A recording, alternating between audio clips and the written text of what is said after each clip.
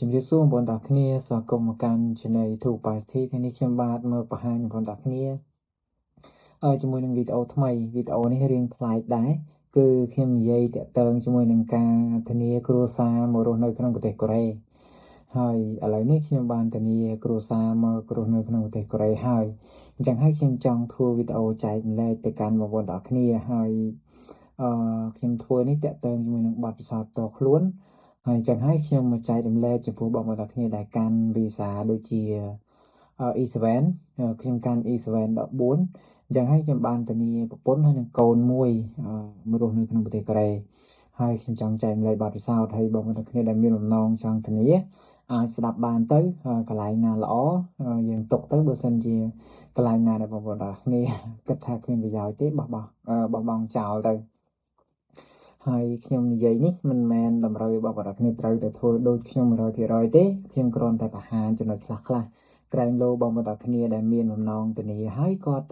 ដឹងថាត្រូវត្រៀមអីដឹងថាត្រូវធ្វើអីហើយវានៅខ្វះចន្លោះកន្លែងណាអី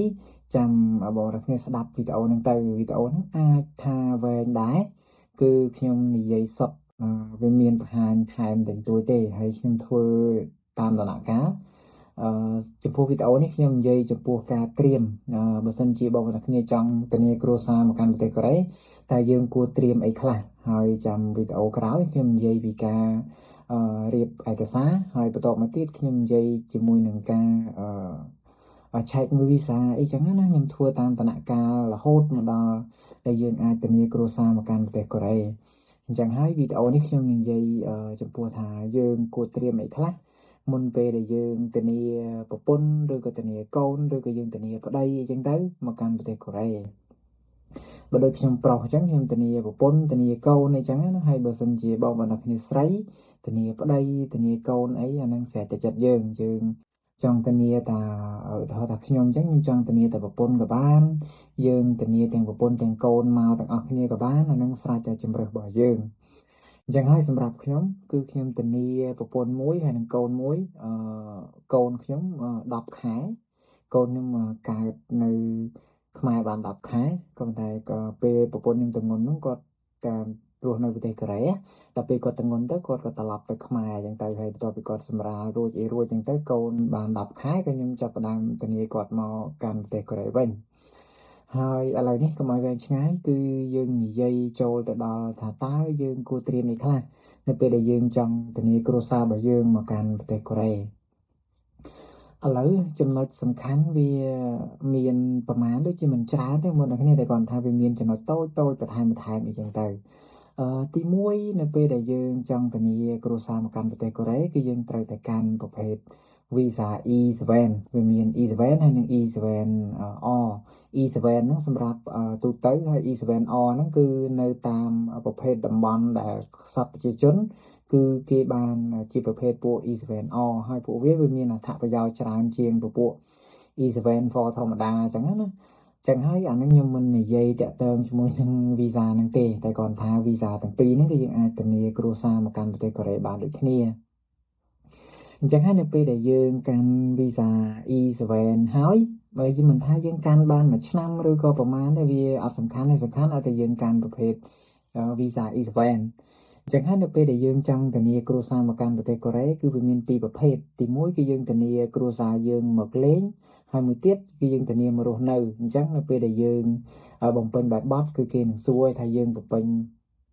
ចង់ធានាគាត់មករស់នៅឬក៏ធានាមកសម្រាប់ដើរលេងអញ្ចឹងបើយើងធានាមកដើរលេង3ខែវារៀងធូរជាងឲ្យយើងធានាមករស់នៅរហូតណាយ៉ាងនៅពេលដែលយើងធានាយើងដឹងថាយើងមានគោលបំណងធានាគាត់មករស់នៅអញ្ចឹងគឺយើងត្រូវត្រៀមទី1គឺយើងត្រូវត្រៀមផ្ទះជួលនៅពេលដែលយើងចង់ធានាគ្រួសារមកកាន់ប្រទេសកូរ៉េគឺយើងត្រូវតែមានផ្ទះដោយឡែកគឺយើងត្រូវឧទាហរណ៍ថាពីមុនយើងរស់នៅរោងចក្រឬក៏យើងរស់នៅកន្លែងដែលតកែជួលឲ្យយើងមានគ្នាម្នាក់ពីរនាក់អីអញ្ចឹងគឺអាហ្នឹងគឺយើងមិនអាចធ្វើការប្រើប្រាស់បានទេគឺតលតែយើងជួលផ្ទះនៅខាងក្រៅដែលមានកិច្ចសន្យាជាឈ្មោះរបស់យើងជួលផ្ទះហ្នឹងអញ្ចឹងទើបយើងអាចធានាគ្រួសារបានការជួលផ្ទះនៅខាងក្រៅហ្នឹងវាមានច្រើនប្រភេទបងប្អូនគ្នាយើងអាចជួល đểខ្លួនឯងក៏បានអានោះចាំខ្ញុំធ្វើវីដេអូបង្ហាញផ្សេងទៀតតាក់ទងជាមួយនឹងការជួលផ្ទះតែយើងជួលផ្ទះរបៀបម៉េចហើយយើងត្រូវមើលអីខ្លះអានោះខ្ញុំធ្វើវីដេអូផ្សេងឥឡូវគឺសំខាន់គឺយើងត្រូវធ្វើការជួលផ្ទះឲ្យមានជាមុនសិនមុនពេលដែលយើងរៀបចំឯកសារឧទាហរណ៍ថាឥឡូវហ្នឹងខែ10ឆ្នាំ2025ហើយខែ11ឆ្នាំ2025យើងត្រូវរៀបចំធានាគ្រួសារមកអញ្ចឹងមុនពេលដែលយើងរៀបចំធានាគ្រួសារគឺយើងត្រូវតែជួលផ្ទះហើយបានយើងរៀបវាតាមក្រោយអញ្ចឹងការជួលផ្ទះយើងអាចជួលជាប្រភេទ one room ក៏បាន one room ក៏បានឬក៏ two room ក៏បានដែរស្រេចតែយើងបើសិនជាយើងធានាតែប្រពន្ធមួយមកទេគឺយើងជួល one room ទៅវាធូរថ្លៃខណៈមួយវាមិនសូវចាំបាច់ព្រោះយើងមានតែពីរអ្នកប្តីប្រពន្ធគឺយើងជួលតែ one room ទៅហើយបើសិនជាយើងចង់ធានាប្រពន្ធផងកូនផងអីបើយើងខ្លាចជាអៀតហើយយើងចង់ឲ្យវាទលាយដូចខ្ញុំធានាប្រពន្ធមួយហើយនឹងកូនមួយអញ្ចឹងខ្ញុំជួល two room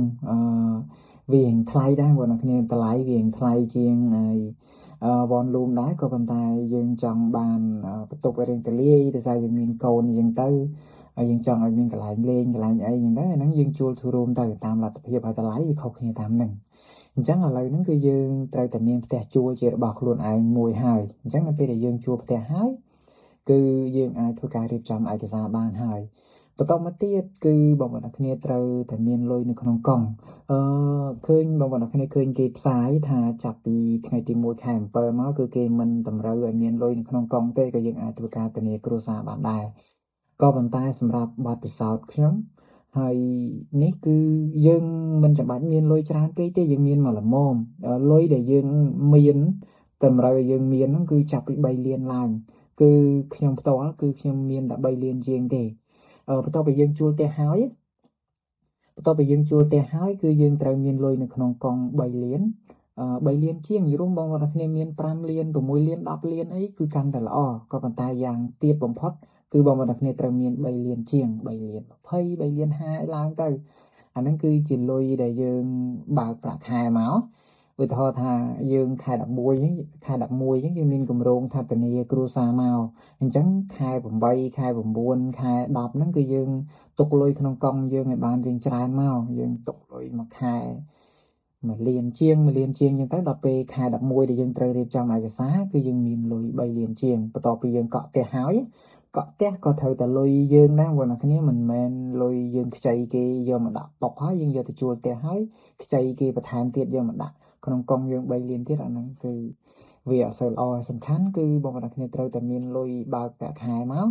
ហើយបើសិនជាអ្នកផ្សេងវេលុយឲ្យយើងឯងវេត្រឹម50-60ម៉ឺនអីវាអត់មានបញ្ហាអីទេក៏ប៉ុន្តែកុំឲ្យតែគេវេចូលកង់យើងម្ដង3-4លានអីអាហ្នឹងវាពិបាកដែរបងប្អូនគ្នាអាហ្នឹងបាត់ពិសោធន៍ខ្ញុំផ្ទាល់អញ្ចឹងគឺទី1គឺបន្ទាប់ពីបងប្អូនគ្នាជួលផ្ទះហើយយើងត្រូវមានលុយក្នុងកង់3លានជាងនៅពេលដល់ថ្ងៃដែលយើងដាក់ឯកសារគឺយើងមានលុយ3លានជាងបងប្អូនគ្នាមានច្រើន6-7លាន10លានអានឹងrất làល្អអញ្ចឹង2ហើយគឺយើងត្រូវទី1គឺយើងមានផ្ទះទី2គឺយើងត្រូវមានលុយក្នុងកង់ហើយបន្តមកទៀតបងប្អូនគ្នាត្រូវដកឯកសារពីរោងចក្រខ្លះមកហើយយើងដកឯកសារចាំខ្ញុំបង្ហាញនៅវីដេអូក្រោយយើងដកឯកសារអីអញ្ចឹងណាចាំខ្ញុំដាក់ទៅហើយបងប្អូនគ្នាចាំមើលទៅវាមានឯកសារអីខ្លះហើយបន្តមកទៀតឥឡូវហ្នឹងគឺសម្រាប់យើងគឺមានតែប៉ុណ្្នឹងទេសំខាន់ទី1គឺផ្ទះទី2គឺលុយក្នុងកង់ហើយទី3គឺឯកសារយើងសុំពីរោងចក្រមកខ្លះហើយបន្តមកទៀតអ្នកនៅខ្មែរសម្រាប់គ្រួសាររបស់យើងឧទាហរណ៍ថាយើងធានាប្រពន្ធម្នាក់ឬក៏យើងធានាកូនឥឡូវយើងធានាប្រពន្ធអញ្ចឹងបើសិនជាយើងធានាប្រពន្ធតែមួយទេគឺឲ្យយើងត្រូវតែមានសភៅគ្រួសារហ្នឹងមកឲ្យគាត់ត្រៀមឲ្យមកលិខិតឆ្លងដែនអីចឹងណាលិខិតឆ្លងដែនសបុតកំណើតសបុតសេចក្តីចម្លងសបុតកំណើតអីហ្នឹងគឺឲ្យគាត់ត្រៀមមកអស់ហើយមកមុនពេលដែលយើងរៀបឯកសារគឺយើងឲ្យគាត់ត្រៀមឧទាហរណ៍ថាគាត់អត់ទាន់មានទេដូចជាប៉ាសពតដូចជាសបុតកំណើតសេចក្តីចម្លងសបុតកំណើតអត្តសញ្ញាណប័ណ្ណអត់ទាន់មានទេគឺឲ្យគាត់ត្រៀមមកហើយមកហើយមួយទៀតរូបថតអីចឹងណាឲ្យគាត់ថតឲ្យស្រេចមកហើយបើសិនជាយើងធានាទាំងកូនទៀតឲ្យថាយើងធានាប្រពន្ធមួយកូននេះគឺយើងត្រូវមានសបុតកំណើតសេចក្តីចម្លងសបុតកំណើតហើយនៅក្នុងសភៅគ្រួសារយើងត្រូវតែមានឈ្មោះកូនរបស់យើងដែរហើយបើសិនជាបងប្អូនគ្នាអត់ទាន់មានសភៅគ្រួសារទេអ្នកខ្លះគឺគាត់រៀបការហើយគាត់អត់ទាន់មានសភៅគ្រួសារហើយនឹង ខ្ញុំភ្លេចសំខាន់បំផុតគឺឯតាស៊ីវិលបងប្អូនអរគ្នាគឺខ្មែរយើងហៅតែឯតាស៊ីវិលតាមពិតអាហ្នឹងគឺសម្បត្តិបញ្ជាក់អាពាហ៍ពិពាហ៍អាហ្នឹងគេហៅសម្បត្តិបញ្ជាក់អាពាហ៍ពិពាហ៍អញ្ចឹងគឺយើងត្រូវមានដាច់ខាតត្រូវមានអាហ្នឹងបើសិនជាយើងអត់មានអាហ្នឹងទេគឺអត់វាចង់និយាយថាឯកសារផ្លូវច្បាប់វាអត់ស្របច្បាប់អញ្ចឹងគឺបងប្អូនគ្នាត្រូវតែមាន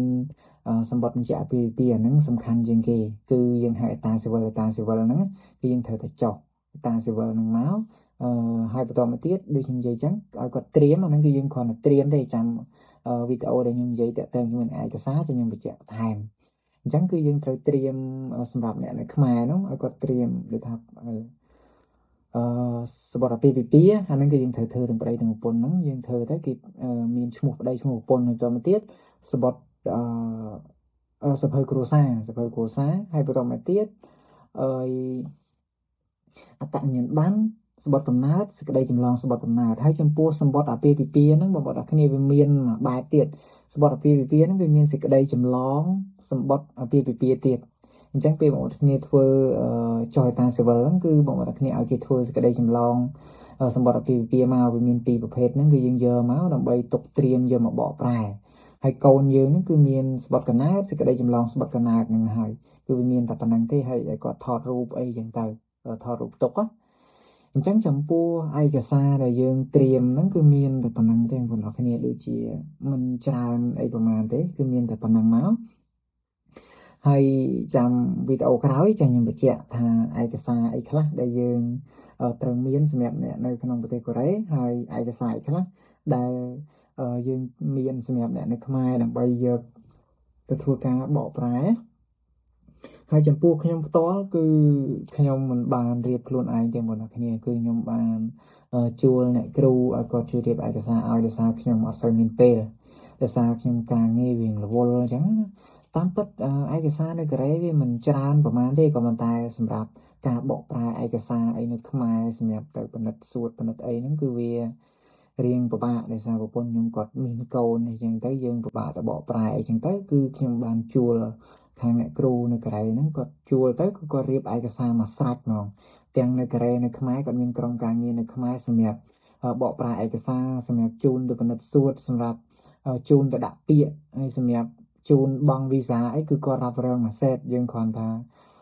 បង់លុយគាត់តែម្ដងទៅគឺគាត់ទាំងក្រុមការងារគាត់ចាត់ចែងឲ្យយើងមកស្អាតរហូតដល់បានដាក់ពាក្យអញ្ចឹងចាំវីដេអូក្រោយថាយើងត្រូវមានឯកសារអីខ្លះចាំខ្ញុំបង្ហាញថាឯកសារអីខ្លះសម្រាប់អ្នកនៅខ្មែរឲ្យពេញលេញហើយសម្រាប់អ្នកនៅកូរ៉េហ្នឹងគឺយើងមានឯកសារអីខ្លះហើយបន្តមកទៀតបងប្អូនគ្នាចាប់ផ្ដើមសម្រាប់ចិត្តខ្លួនឯងទៅថាតើយើងគួររៀបឯកសារខ្លួនឯងឬក៏យើងជួលខាងគេឲ្យរៀបអីចឹងទៅហើយអាហ្នឹងសេលើបងប្អូនមិនសិនជាបងប្អូនគ្នាមានពេលហើយអត់ចង់នេះទេយើងចង់សាកល្បងធ្វើដោយខ្លួនឯងអាចរៀបឯកសារដោយខ្លួនឯងក៏បានព្រោះដោយសារអ្នកខ្ញុំមានអ្នកស្គាល់ច្រើនដែរគាត់ខ្លះអញ្ចឹងគាត់ចុះទៅរៀបឯកសារខ្លួនឯងហើយអ្នកខ្លះទៀតក៏គាត់ពឹងគ្រូអញ្ចឹងទៅហើយបើសិនជាបងប្អូនគ្នាចង់ដឹងថាខ្ញុំជួលខាងណាអាចឆាតមកសួរនាំបានខ្ញុំអត់និយាយក្នុងវីដេអូទេកុំឲ្យថាខ្ញុំប្រម៉ូទអីគាត់អីចឹងណាហើយអ្នករៀបឯកសារមានច្រើនបងប្អូនគ្នាមិនមែនតែអ្នកគ្រូដែលខ្ញុំរៀបនោះទេមានកន្លែងជាច្រើនខ្លះទៅក៏យកថ្លៃខ្លះទៅក៏យកថោកទៅតាមអ្នកគ្រូនីមួយៗចឹងណាហើយគេមានដែលថាអ្នកខ្លះទៅគេយកតម្លៃប៉ុណ្ណេះចឹងទៅគេសម្រាប់តែរៀបឯកសារនៅឯណាចឹងទៅអ្នកខ្លះគេយកតម្លៃប៉ុណ្ណេះចឹងទៅគេរៀបឯកសារមួយសេតអីចឹងទៅអាហ្នឹងគឺវាទៅតាមប្រភេទចិញ្ចប់សេវាកម្មដែលគេត្រូវការអញ្ចឹងណាហើយវីដេអូហ្នឹងខ្ញុំគិតថាមានតែប៉ុណ្្នឹងទេបងប្អូនគ្នាអាចស្ដាប់លេងទៅដូចខ្ញុំនិយាយអញ្ចឹងបើសិនជាយើងចង់ធានាគ្រួសារមកកាន់ប្រទេសកូរ៉េយើងគួរតែត្រៀមមុនអញ្ចឹងណាយើងត្រៀមមុន1ខែ2ខែឬក៏3ខែអីគឺយើងត្រៀមឲ្យបានកាន់តែយូរកាន់តែល្អហើយដូចខ្ញុំនិយាយអញ្ចឹងចំពោះការធានាគ្រួសារមកកាន់ប្រទេសកូរ៉េសំខាន់ជាងគេគឺយើងត្រូវមានផ្ទះហើយទី2គឺលុយនៅក្នុងកង់ហើយឯកសារបន្តមកទៀតគឺងាយស្រួលទេគឺយើងដកពីរោងចក្រហើយឯកសារនៅខ្មែរហ្នឹងចាំយើងយកទៅបកប្រែហើយបានយកទៅដាក់នៅស្ថានទូតអញ្ចឹងចាំវីដេអូក្រោយខ្ញុំបង្ហាញថា អ្នកនៅកូរ៉េយើងមានឯកសារខ្លះហើយអ្នកនៅខ្មែរយើងមានឯកសារខ្លះចាំយើងនិយាយបន្តបន្ទាប់ទៅរហូតខ្ញុំនឹងធ្វើវីដេអូដាក់ក្នុង playlist ដាក់ថាការធានាគ្រួសារនៅកាន់ប្រទេសកូរ៉េហើយចំពោះការបរៀនតាក់ទងនឹងបង្កើត app ផ្សេងៗខ្ញុំនៅតែធ្វើក៏ប៉ុន្តែដោយសារមួយយ៉ាងរវល់មើលកូនបងប្អូនរវល់មើលកូនរវល់អីផងវាអញ្ចឹងទៅអត់សូវមានពេលបានធ្វើវីដេអូអញ្ចឹងហើយឥឡូវហ្នឹងថតហ្នឹងពេលកូនដេកលក់ទេបើដេកអត់លក់បើកូនអត់តដេកហ្នឹងវាតាមកូនខ្ញុំមកចំខែ10អញ្ចឹងហើយគឺវាចាប់ផ្ដើមត្រជាក់តិចហ្នឹងហើយបងប្អូនគ្នាចាំយើងជួបគ្នានៅវីដេអូជាបន្តទៀតចាំជួបគ្នានៅពេលក្រោយហើយបើសិនជាមានចម្ងល់អី comment នៅខាងក្រោមខ្ញុំនឹងឆ្លើយតបរាល់ចម្ងល់របស់បងប្អូនគ្នាបាយបាយ